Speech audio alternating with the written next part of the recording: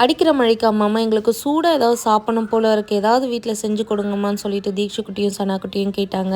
என்னடா செய்யறதுன்னு சொல்லிட்டு யோசிச்சுட்டே இருக்கும்போது தீக்ஷுக்குட்டி வந்து அம்மா நீங்கள் எக் பஃப் சூப்பராக செஞ்சு கொடுப்பீங்களே, எங்களுக்கு எக் பஃப் சாப்பிடணும் போல இருக்கம்மா ப்ளீஸ் மந்த் ஸ்டார்ட் பண்ணிட்டா. குழந்தைங்க கேட்டுட்டாவே அம்மாங்களுக்கு எவ்வளோ டயர்டாக இருந்தாலும் அதை செஞ்சு கொடுக்க முடியாமல் இருக்காது. சரி வாங்கடா செய்யலாம் அப்படின்னு ஸ்டார்ட் பண்ணி செய்யலான்னு சொன்னதும் போதும் 2 பேருக்கும் அவ்வளோ ஒரு குஷி. எதுக்கு இவ்வளோ குஷி பஃப் சாப்பிட்றதுக்கானு கேட்டிங்கன்னா கிடையவே கிடையாது. சொப்பு சாமான் விளையாடுறதுனா அவங்களுக்கு ரொம்பவே பிடிக்கும். இந்த மாதிரி ஏதாவது ஸ்நாக்ஸ் செய்யும்போது தானே வெங்காயம் கட் பண்ணுறது மாவு பேசுறதெல்லாம் அவங்களால பண்ண அதுக்காகவே அவங்க ஸ்நாக்ஸ்னு ஸ்டார்ட் பண்ணிடுவாங்க.